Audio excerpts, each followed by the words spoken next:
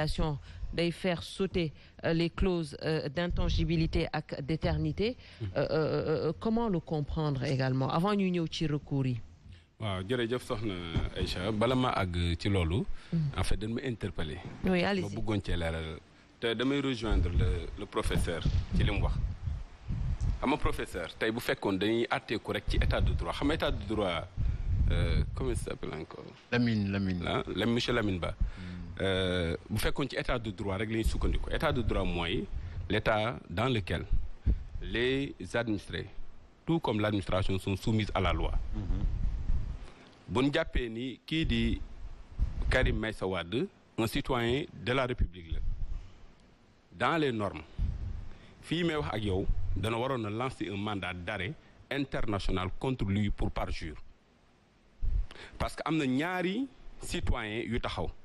kenn ki mi ngi tudd Soham Wardini boo xam ne ni bi muy def déclaration d'honneur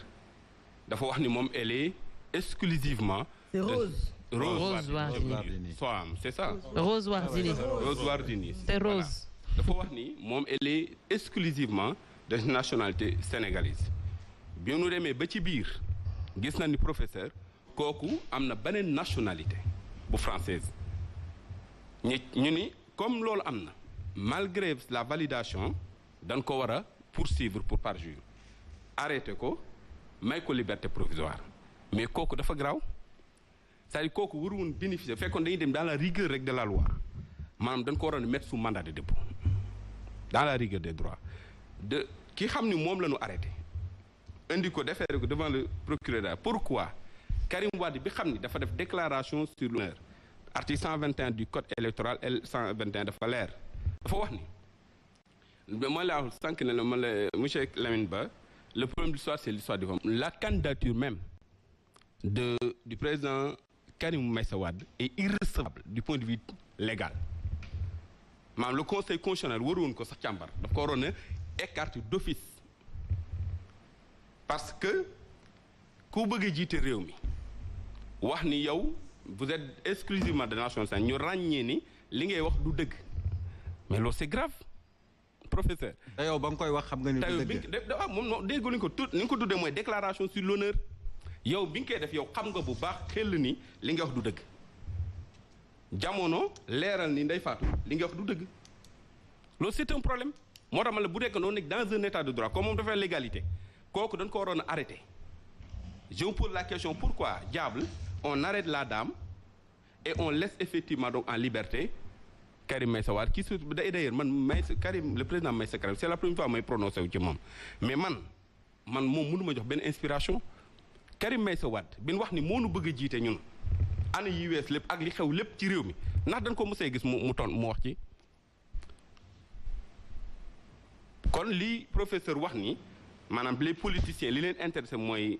Aïcha nee ne li leen soob mooy seeni intérêt ponctuel mais ku toog fële ci Qatar yow wàccoo benn yoon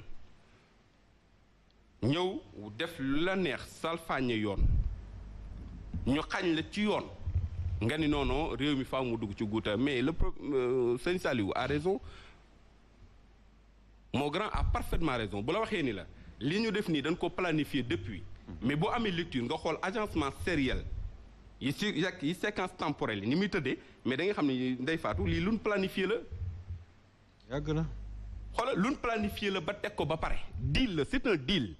en réalité kon le fait que ñu invalider ko c'est difficile à croire le fait que ñu invalider ko loolu yëpp dama la c'est un deal xam nga ñun ay techniciens lañ du droit xam nañ bu baax ni nu tërali mbir yi agence nee naa la da nga xool les séquences temporelles agencement sériel ni muy tëddee nga xam ne lii lu nu waajal la ba pare gis nga Soham Wardini bi ñu ko arrêté dama wax sama benn confrère Rose Wardini waaw man damay Soham dina la porter plainte non dossier yi may yoree des fois dañuy nuru ay tour mooy tax may xaw a confondre un peu mais la dame Rose Wardini bi ñu ko arrêté xam nga wax le confrère dama ne ko kenn du ko mettre sous mandat de dépôt parce que li ma gëm mooy ci deal politique lan ne mais bi ñu ko libéré moomu njëkk a woo ni ma pourtant li mu wax dëgg man ko pareegul nan dox ba ci kanam di gis yeneen kon jàppal ni loolu bëggoon naa ko leeral beneen bi honorable député dafa ma wax léegi ni ma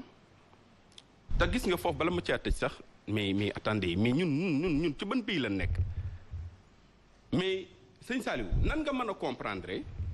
maanaam li ñu wax commission parlementaire commission d'enquête parlementaire en vertu des dispositions donc du règlement intérieur de l'Assemblée nationale mais ñoom c'est un problème bu fekkoon du bëgg lu leer Ndeye Fatou xam nga yow lu leer moo la ñor fekkee lu leer donc lañ bëgg xam nga fu ñuy jaar dañuy dem plainte bi xam ni le juge maam déposé na ko dañuy fexe ba mettre ko en selle confier ko à un magistrat instructeur xam nga magistrat instructeur nee na Aïcha lan mooy pouvoir am tey bu woowee un juge par force de répondre bu répondre am na pouvoir dem jëli ko dégg nga wax or la commission d'enquête parlementaire amul benn prérogative te mënuñu te d'ailleurs bi nu waxee loolu noonu la le conseil supérieur des magistrats lan lañ def l'UMS autant pour moi li ñoom des magistrats du Sénégal ils ont fait en fait une sortie cela veut dire quoi que ces gens-là en fait te day li gën a garaaw mooy ñooñu mais xoolal juge yu mel noonu c'est des juges hors hiérarchie prouvé moo tax ñu teg leen foofu nga jël koo xam ne nii ci wàllu yoon xamu ci dara nga ni kooku moo war a entendre un juge mais lu c'est sérieux mais non attendez ñun dañuy caaxaan quoi mais en fait le juge Coulibaly mais kooku maanaam ni mu toll ci dayoo ci xam-xam nga ni ki ñuy wax Abdou Mbow honorable député moo ko war a entendre sur des faits de corruption mais loolu mais c'est grave mais ils sont dans leur droit également pas droit non attendez bu fekkoon xam nga man déjà maa ngi commencé avec le cœur parce que c'est une insulte à la République et je l'assume. Mais c'est le règlement intérieur. C'est une prérogative la bokk. Non, je suis très civilisé aussi. Mais là, attendez, je suis très civilisé. Voilà, c'est l'article 44. Non, attendez, s'il vous plaît. Moi, je connais ces dispositions comme je connais le bout de mes doigts. D'accord. Vous n'avez pas besoin de me rappeler. Je vous dis, donc vous n'avez pas besoin, en fait, de me le dire. Mais dama ne Néné Aïcha et je l'assume pleinement. En fait, non, juuma de. Yow yaa ne ci juum. Déglu ma rek. Dama wax ni. Abdou Mbow, ça qu'il a dit, il s'est référé à l'article 44 du règlement. D'accord. On l'écoute. Loi organique bi organisé la Cour suprême ngeen xam ne bu ñu peut pas entendre des juges constitutionnels. C'est basé sur ça. Allez-y. Abdou Mbow moom il ne fait commettre des erreurs. Abdou Mbow moom il ne commet en fait non xam nga dama bëggoon bu fekkoon danoon dans un état sérieux professeur maam le cas d'espèce là pour éclairer ko leer te d'ailleurs ñoo amuñu benn once de preuve il n'y a même pas un début de preuve man je suis un avocat je sais en quoi consiste une preuve dama la fii y a même pas un début de preuve. Velléité de soupçon. Velléité de soupçon. loolu bu fekkoon dañu nekk dans un état de droit bëggoon mu leer li ñuy def yomb na xoolal on met en selle la plainte on ouvre une information judiciaire ces derniers vont répondre mais gis nga la commission d'enquête mais commission bi leer na xam loi bi lu mu wax loi bi dafa ne commission d'enquête bu defee enquête am ba pare xam lu mu def loo ala la am sañ-sañam professeur mooy publier partiellement ou intégralement. amul benn pouvoir de poursuite mais kooku lan lay jariñ c'est-à-dire en réalité superfuse la bu nu teg ngir bëgg layal maanaam dàkk lu nu dàkkee élection yi mais dama la wax ni la jusqu'à l'extinction du soleil amul benn juriste sérieux bu la mën a maanaam Ndeye Fatou lay taayal maanaam lii ñuy wax maanaam report bi ci élection yi dama la ça viole manifestement les dispositions constitutionnelles et les dispositions internationales qui d'ailleurs ont une portée supérieure à la Constitution du Sénégal. Et c'est extrêmement grave. La décision de reporter les élections présidentielles porte atteinte non seulement à la Constitution en ses articles 27 et 103. Et d'ailleurs mais man xam nga parfois sax damay am mbégte di diglu les journalistes parce que nag au moins journaliste Sénégal yi ku mel ni Sëñ Saliou Gueye boo ko digloo di nga xam ni kii am na lu mu xam ci wàllu yoon xoolal les dispositions de 103 honorable 103 ñaari caabi la yor. xam nga fu ñu kañ leen ko décidé en 2016. ci référendum am nga lan la wax xoolal Ndeye Fatou bi mu la tënkalee ba pare maanaam lire disposition yi ba pare. professeur xool li mu wax l'alinéa numéro 7. mooy deuxième caabi du présent article ne peut faire l'objet de révision. mais cela veut dire quoi? que ces dispositions intangibles c'est avant 2016 na Sénégal yi leer avant 2016 benn forme rek. benn critère moo en fait intangible woon ci réew mooy la forme républicaine de l'État waaye c'est le mais bi nga xamee ni 1960 ba 2016 dañuy fooye askan wi ndax seen coobaree bopp ci la le président Macky Sall en fait proposé à ce que ñu dolli ci yeneen ñeent yoo xam ni jàpp nañ ni buñ ko tëjee yu baree bari mën naa saafarawul soxna Ndeye bokk na ci mode élection ak le mandat ak la durée. Or article 31 bi ngay wax noonu tan laal ko dafay influer sur les dispositions de 103 et de 27 parce que day remettre en cause le caractère intangible professeur ci kii donc moo tax ma ne techniquement kenn mënta asseoir kenn mënta justifier le pourquoi du report ou de l'annulation man je l'appelle même annulation c'est à la suite qu'on parle de report après la fixation du 15 mais lorsque le président Macky Sall se prononçait en réalité à cet instant personne ne pouvait parler de report on parlait d'annulation purement et simplement projet alors donc bu loolu wéyee oui rapidement maître rapidement ma terminer foofu allez-y parce que c'est important xam nga ñun bu ñu fi toogee pour réew mi maanaam am lu leer Ndeye Fatou wax nga sànq nii maanaam réew kenn du ko tabax ci ay kas d'accord naa de je ne fais jamais l'apologie de la violence mais les philosophes et je parle sous le contrôle d'un philosophe il y a un philosophe qui dit que je reconnais que la violence sous quelque forme qu'elle se manifeste est un échec mais c'est un échec inévitable parce que nous sommes dans un univers de violence et s'il est vrai que le recours à la violence contre la violence risque de la perpétrer il est aussi vrai que le recours à la violence peut la faire cesser. Absolument, oui. xam nga loolu li mu wax nii ab philosophe ko wax de mais loi bi daf ko traduire dans notre constitution bi laa wax de constitution moo may bépp sénégalais ginnaaw bu nu àttee ko ba pare ba tënk ko ci kàggu bu nu ko salfaañee da nga am sañ-sañ contester mooy wax président bi ni ko ñun kat dañ laa jiital waaye dox bi ngay dox dafa am aw yoon yi mooy constitution bi nag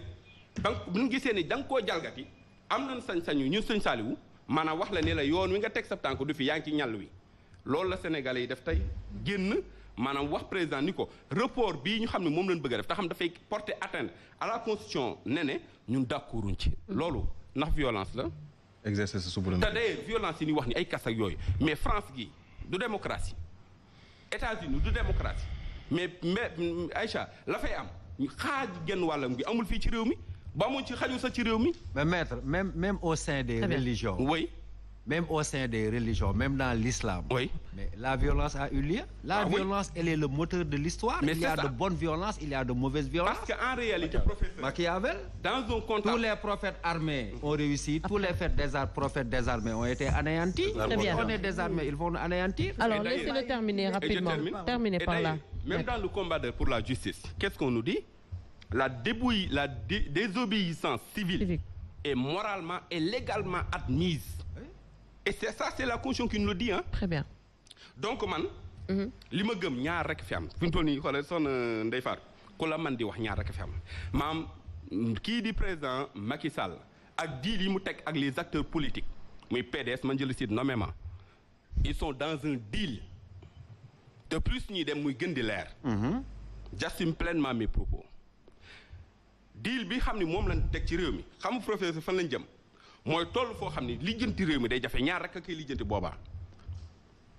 soit nit ñi taxaw xeexul le peuple ñu dellu ginnaaw delluwaat ci ordre constitutionnel lépp tegu ci yoon wa illaa ñu dem ci dialogue te dialogue boobu dafay jafe xamul tax honorable dialogue bi mooy li tax muy jafe mooy ki xam ni moom la ni waxtaanal olof yi dañuy wax ni ku demin rey sa maam boo gisee lu ñuul da ngay daw quand ton taureau noir a tué ton oncle la sagesse te commande de te mettre en garde contre toute bête noire même s'il elle était douce c'est-à-dire kii xam ne moom lañ war a jologal chers compatriotes kooku mooy dafay wax di denc ci kàddoom malheureusement mooy li sanu si doon wax léegi mais en tant que citoyen sénégalais fii may wax ak yow ma amoon pouvoir wala mën a dugg ci xol kii di président Macky Sall li ma koy digal suba mooy mu wax le ministre de la justice en collaboration avec le procureur de la République ñu def lan kii di Ousmane Sonko kii di Bassirou Diomaye Faye ak mboolem kun mës a arrêté ci ay manifestations yu ni mel ñu génn ñëpp kaso gi ba mu leer wut des personnalités indépendantes ñu diriger effectivement un dialogue boo xam ne ni dafay am des assurances yu leer que ni kii di Karim Meïssa Wade kii di Ousmane Sonko ak képp koo xam bëgg naa bokk ci élection yi ñu permettre ko mu dem ci biir élection yi buñ ci àggee sénégalais yi mën a àtte ci ñoom ki ñu bëgg a tànn ci réew mi mu nekk lu inclusif mooy la solution mais leneen lu la mën di wax dañu wër-wërloo wete ñaamoog lu ni mel waaye ala kuli al fa ñuy mujj rek muy ñaar yi soit peuple bi vaincre par effectivement donc le durcissement des contestations du point de vue légal ou bien ñu toog autour d'une table avec des assurances certaines yàlla na ma dégg nag ndax man mii di wax ak yow ci ñi wàccoon tey ci laa bokk pour contester et je vais le réitérer alors Lamine Inch'Allah si jëma près de l'homme Lamine on l'a entendu Ndeye Fatou nag li ma ko bëggoon wax mooy Ndeye Fatou man laata ma agsi sonn naa lool kon yow xam naa dama yaakaar da nga ne ci beneen Sénégal bu wuute ak